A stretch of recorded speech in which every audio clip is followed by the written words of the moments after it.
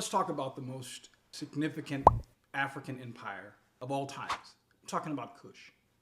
What made Kush a great empire is that it fought and at times conquered and ruled the most significant empire in the world at that time, which was Egypt.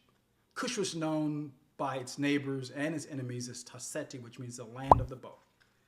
Powerful military brothers who were feared and revered and actually recruited by other empires during its existence. But what also made Kush significant, powerful, worthy of your study and worthy of your admiration and mine is that it had this amazing ability to reinvent itself. Kush's first capital city was Karma. That city existed for roughly 1,000 years, and then it fell due to the invasion of the people of Kemet, or Egypt as we know them.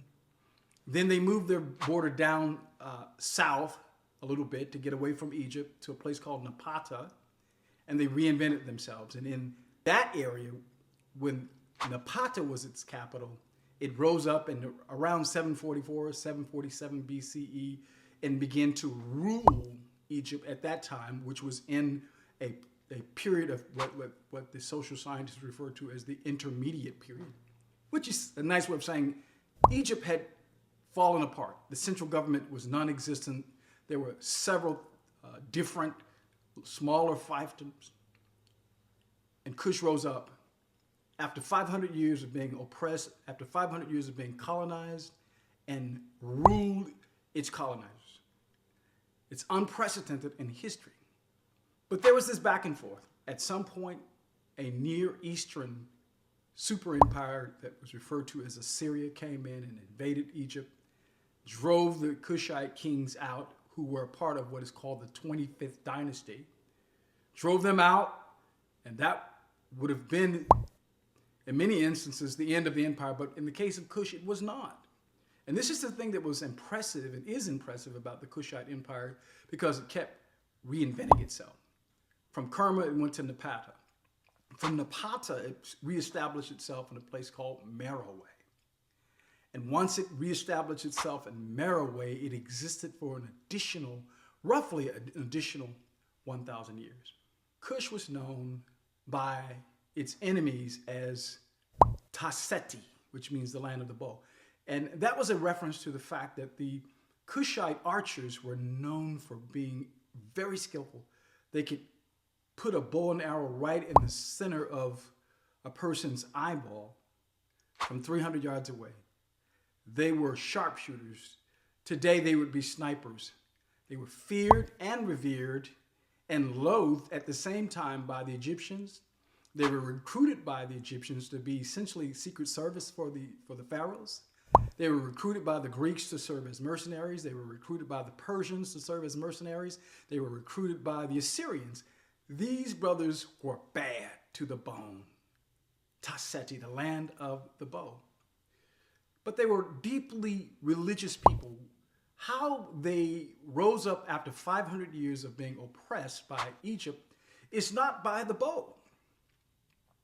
They were powerful and they were formidable, but they were deeply and profoundly religious. And Kemet and Kush shared the same belief in a god that was referred to as Amun-Ra.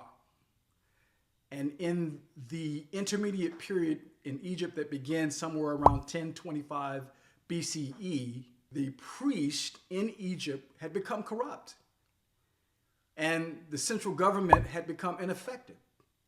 And because the Kushite kings from the 25th dynasty, beginning with a person by the name of Kashta, and going on to another king named Piankhi, and perhaps the most celebrated and widely known Kushite king that was a part of this 25th dynasty was a person by the name of, a king by the name of Taharka, which Taharka is actually mentioned in the Hebrew Bible because he came to the aid of Hezekiah, the king of Judah, when Assyria was trying to overthrow it.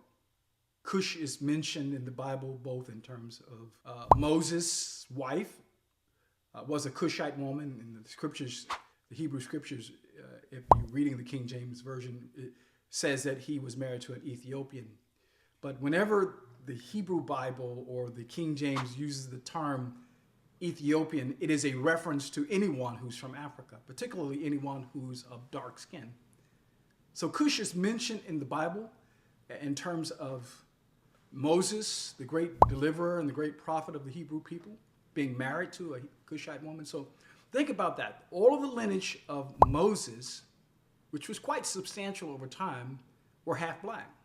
But the first time that this name Kush is mentioned in the Bibles, in the 10th chapter of the book of Genesis, Kush is the grandson of Noah and the son of Ham. The name literally means black. Now, why is that important? Because I've done videos in the past when we were talking about Aksum, which I believe was I know for sure it was a mighty African empire. But there was some dispute among the people that actually watched the video whether or not it was a black empire.